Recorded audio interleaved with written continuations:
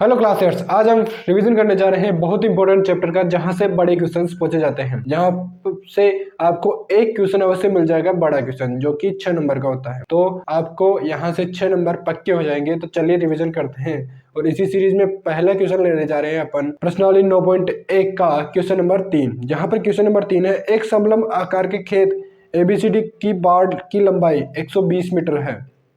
यदि BC बराबर 48 metre, CD बराबर 17 मीटर, AD बराबर 40 मीटर है, तो इस खेत का क्षेत्रफल ज्ञात कीजिए। भुजा AB समांतर AD तथा BC पर लंब है। ठीक है, तो यहाँ पर अपने को दे रखा है बाड़ की लंबाई कितनी दे रखी है, 120 मीटर। मतलब इसके चारों ओर जो बाड़ करी गई है उसकी लंबाई दे रखी है 120 मीटर। तो अपन इसको क्या मान सकते हैं, परिमाप मान सकते हैं। परिमाप मान सकते हैं, खेत के चारों ओर की लंबाई क्या हो जाएगी, परिमाप। ठीक है, तो यहाँ पर अपने को ये भुजा नहीं दे रखी है, AB नहीं दे रखी है। ये कौन सा चतुर्भुज है, समलंब चतुर्भुज है। समलंब चतुर्भुज की क्षेत्रफल क्या होता है, क्षेत्रफल बराबर होता है 1/2 गुणा समांतर भुजाओं का योग। समांतर भुजाओं का योग यानी कि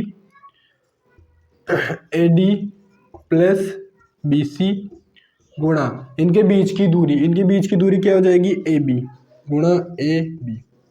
ये हो गया इसका फॉर्मूला। अब यहाँ पर अपने को AB ज्ञात नहीं है। AB कहाँ से ज्ञात होगा, इस परिमाप से ज्ञात होगा। परिमाप बराबर क्या होता है, खेत के चारों ओर की लंबाई। तो यहाँ पर लंबाई अपने को 120 दे रखी है, ये नहीं दे रखी है, तो इसको लिखेंगे अपन AB plus 40 plus 17 plus 48 equal to 120। मतलब ये जो कुल टोटल दूरी है वो किसके बराबर होगी, 120 के बराबर होगी। तो इनको जोड़ेंगे अपन तो ये हो जाएगा 57 और ये हो जाएगा 90 और 8 और 7 15, 105 हो गई। तो AB बराबर क्या हो जाएगा, 120 माइनस 105 बराबर 15 मीटर। तो ये दूरी कितनी है अपने पास में, 15 मीटर। इनके बीच की दूरी ज्ञात होगी अपने को 15 मीटर। अब आराम से अपन क्षेत्रफल निकाल सकते हैं। तो क्षेत्रफल बराबर क्या हो जाएगा, 1/2 गुणा समांतर भुजाओं का योग 40 प्लस 48 गुणा इनके बीच की दूरी कितनी है, 15 आ गई अपने पास में, याद किया अपने। अब ये कितना हो जाएगा, ये हो जाएगा 88/2 गुणा 15। इसको इससे काटेंगे कितनी बार जाएगा, 44। तो आंसर कितना आ जाएगा, 15 चौक 60 की जीरो असल का 6, 15 चौक 60 और 6 66, 660 मीटर स्क्वायर। आपको ऐसी क्वेश्चन में इकाई का अवश्य ध्यान रखना है। क्षेत्रफल में मीटर स्क्वायर और आयतन में क्या होता है, मीटर क्यूब। तो यहाँ पर मीटर स्क्वायर हो गया। ठीक है, ये क्वेश्चन डन हो गया। अब आगे देखते हैं अगला इंपॉर्टेंट क्वेश्चन है 9.1 का क्वेश्चन नंबर 8। मोहन एक समलंब आकार का खेत खरीदना चाहता है। इस खेत की नदी के साथ वाली भुजा, नदी के साथ वाली भुजा सड़क के साथ वाली भुजा के समांतर है और लंबाई में दुगनी है। यदि इस खेत का क्षेत्रफल 10,500 वर्ग मीटर है तो है और दो समांतर भुजाओं के बीच की दूरी है 100 मीटर है, तो नदी के साथ वाली भुजा की लंबाई ज्ञात कीजिए। अब यहाँ पर ये दोनों लंबाई नहीं दे रखी है अपने को। ये तो ये माना ये क्या है, एक सड़क वाली भुजा, सड़क के साथ वाली भुजा माना क्या है, x है। तो ये वाली भुजा क्या हो जाएगी, नदी के साथ वाली, नदी के साथ वाली भुजा क्या हो जाएगी, 2x क्वेश्चन के अनुसार। ठीक, अब यहाँ पर इनके बीच की दूरी दे रखी है, क्षेत्रफल दे रखा है अपने को, तो फॉर्मूला लगा लेंगे अपन। तो 1/2 गुणा समांतर भुजाओं का योग गुणा बीच की दूरी, यही होता है फॉर्मूला। फॉर्मूला लगा लिया अपन ने। अब क्या करना है, यहाँ पर योग x प्लस 2, ठीक है, 1/2 मल्टीप्लाई के अंदर है गुणा इनके बीच की दूरी कितनी है, 100 और क्षेत्रफल कितना दे रखा है अपने को, 10,500 वर्ग मीटर। ठीक है, अब यहाँ पर इससे इसको काटेंगे, कितनी बार कटेगा, 50 बार। 50 से इसको काटेंगे तो कितना बार कटेगा, 210 बार। तो ये x प्लस 2x कितना हो जाएगा, 3x बराबर 210। तो यहाँ से x बराबर क्या आ जाएगा, 70 आ जाएगा। 70 x बराबर कितना आ गया, 70 मीटर आ गया। नदी के साथ वाली भुजा का लंबाई पूछी अपने, तो 2x है वो, तो बराबर क्या हो जाएगा, 2 गुणा 70 बराबर कितना हो जाएगा, 140 मीटर। यदि अपने को ये वाली पूछता तो कितनी आ गई, 70। प्रश्न 9.2 का दूसरा इंपॉर्टेंट क्वेश्चन है। यहाँ पर 80 सेंटीमीटर 48 सेंटीमीटर गुणा 24 सेंटीमीटर माप वाले एक सूटकेस को तिरपाल से ढकना है। ऐसे 100 सूटकेसों को तिरपाल 96 सेंटीमीटर चौड़े तिरपाल से ढकने के लिए कितने मीटर कपड़े की आवश्यकता होगी। वो ज्ञात करना है। तो चलिए ज्ञात करते हैं। यहाँ पर अपने को दे रखा है लंबाई दे रखी है 80 सेंटीमीटर, चौड़ाई 48 सेंटीमीटर और ऊंचाई दे रखी है 24 सेंटीमीटर। तो सूटकेस क्या होता है? घनाभ आकार है। क्या है? घनाभ आकार है। तो घनाभ का क्षेत्रफल क्या होता है? घनाभ का क्षेत्रफल बराबर क्या होता है? 2 गुणा लंबाई प्लस चौड़ाई गुणा ऊंचाई प्लस ऊंचाई गुणा लंबाई गुणा ऊंचाई। ठीक है, ये फॉर्मूला हो। तो यहाँ पर अपने को सभी मान दे रखे हैं, तो मान रखते हैं लंबाई गुणा चौड़ाई 80 गुणा 48 प्लस चौड़ाई गुणा ऊंचाई 48 गुणा 24 प्लस लंबाई गुणा ऊंचाई कितनी हो जाएगी? 24। अब इन सबको मल्टीप्लाई करना है, तो यहाँ पर क्या आ जाएगा? वो 0 हटाओ 64 का 4 हासिल का 6 8 चौक 32 और 6 38, ये 2 मल्टीप्लाई में है ना, ये बाहर 2 मल्टीप्लाई के अंदर है बराबर प्लस ये कितना आ जाएगा? 24 8 192 का 2 हासिल का 9, 24 8 192 का 2 हासिल का 19, 24 चौक 96 और 19 कितना हो जाएगा? 115। तो ये कितना हो जाएगा? 1152 प्लस 24 8 192 यानी 1920। ये हो गया। अब इन सबको ऐड करते हैं, तो ये 2 2 और 5 7 7 और 4 11 को 1 हासिल का 1 9 और 1 10 से 11 11 और 8 1 19 का 9 हासिल का 1 3 और 1 4 5 6 कितना आ गया? 6912 इंटू 2। यहाँ पर ये कितना आ जाएगा? मल्टीप्लाई करने पर 2 दूना 4 2 18 को 8 हासिल को 1 6 दूनी 12 और 1 13 13,824 सेंटीमीटर स्क्वायर। ठीक है, सेंटीमीटर स्क्वायर आ गया। अब त्रिपाल की चौड़ाई, अब ये क्षेत्रफल आया ना, इस बक्से को ढकना है तो इतना ही क्षेत्रफल त्रिपाल की आवश्यकता होगी। त्रिपाल का क्षेत्रफल भी कितना ही होगा? यही होगा। तो यहाँ पर वो त्रिपाल का क्षेत्रफल बराबर किसके होगा? सूटकेस का क्षेत्रफल। ये क्वेश्चन बहुत ही इंपॉर्टेंट है, आपके एग्जाम में देखने को मिल सकता है ये क्वेश्चन। तो आपको ऐसे ही 2-4 क्वेश्चन तैयार करके जाना है। तो यहाँ पर क्या हो जाएगा? त्रिपाल का क्षेत्रफल, त्रिपाल क्या है? आयताकार है। तो लंबाई गुणा चौड़ाई कितनी देर की है? 96 बराबर ये हो जाएगा 13,824 के बराबर। तो यहाँ से L बराबर क्या आ जाएगा? 13,824 बटे में 96। ठीक है, ये काटेंगे तो कितना आ जाएगा? 144 सेंटीमीटर। ठीक है, 144 सेंटीमीटर आ गया। अब अपने को कितने कपड़े की आवश्यकता होगी?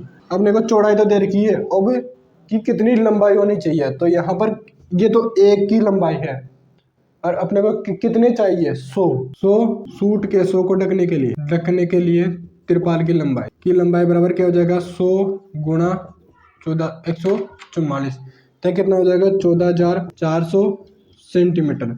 अब ये देखो सेंटीमीटर के अंदर है और क्वेश्चन ने क्या पूछा था कि मीटर में होनी चाहिए। तो अपन क्या करेंगे? इसको 100 से डिवाइड करेंगे, क्योंकि 1 मीटर बराबर कितना सेंटीमीटर होते हैं? 100 सेंटीमीटर होते हैं। तो यहाँ पर कितना हो जाएगा? 144 मीटर कपड़ा, मतलब 144 मीटर त्रिपाल चाहिए अपने को 100 सूटकेसों को ढकने के लिए। यहाँ पर अगला इंपॉर्टेंट क्वेश्चन है। यहाँ पर क्वेश्चन नंबर 9 है, किसी सड़क को समतल करने के लिए एक सड़क रोलर को सड़क के ऊपर एक बार घूमने के लिए 750 चक्कर लगाने पड़ते हैं। यदि सड़क का रोलर का व्यास 84 सेंटीमीटर और इसकी लंबाई 1 मीटर है तो सड़क का क्षेत्रफल ज्ञात कीजिए। तो सड़क का क्षेत्रफल ज्ञात करना है यहाँ पर। तो यहाँ पर व्यास कितना दे रखा है अपने को? व्यास बराबर दे रखा है 84 सेंटीमीटर। तो आर बराबर कितनी हो जाएगी? 84 का बराबर 40। त्रिज्या व्यास की आधी होती है। ठीक है, यहाँ पर लंबाई बराबर 1 मीटर दे रखा है, ये कितना हो जाएगा? 100 सेंटीमीटर के बराबर।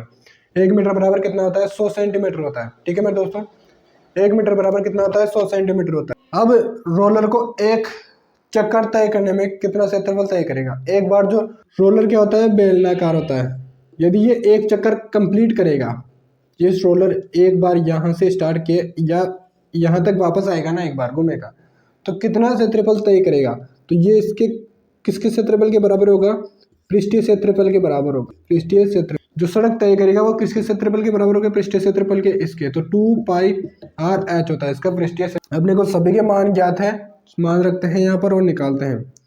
पृष्ठीय क्षेत्रफल बराबर 2 गुणा पाई का मान 22/7 गुणा आर का मान कितना है यहाँ पर? 42 गुणा एल बराबर या एच बराबर एच ही होगी। ये आधा है तो लंबाई कर सकते हैं और ये खड़ा रख रखा है तो ऊंचाई कर सकते हैं। तो यहाँ पर 100। अब यहाँ पर 7 छंग 42 और ये करेंगे इसको तो यह आ जाएगा 264.00 सेंटीमीटर। क्या आ गया? मतलब एक चक्कर तय करने में सड़क का इतना क्षेत्रफल तय करेगा। और पूरे सड़क को पार करने में 750 चक्कर लगाने पड़ते हैं इसको। तो 750 चक्करों में कितना क्षेत्रफल तय करेगा, तो अपन क्या करेंगे, जो ये मान है ना, इसको अपन 750 से मल्टीप्लाई कर दें, 264,000। अब इसको इससे मल्टीप्लाई करेंगे तो यहाँ पर कितना आ जाएगा, 198 और 5 जीरो।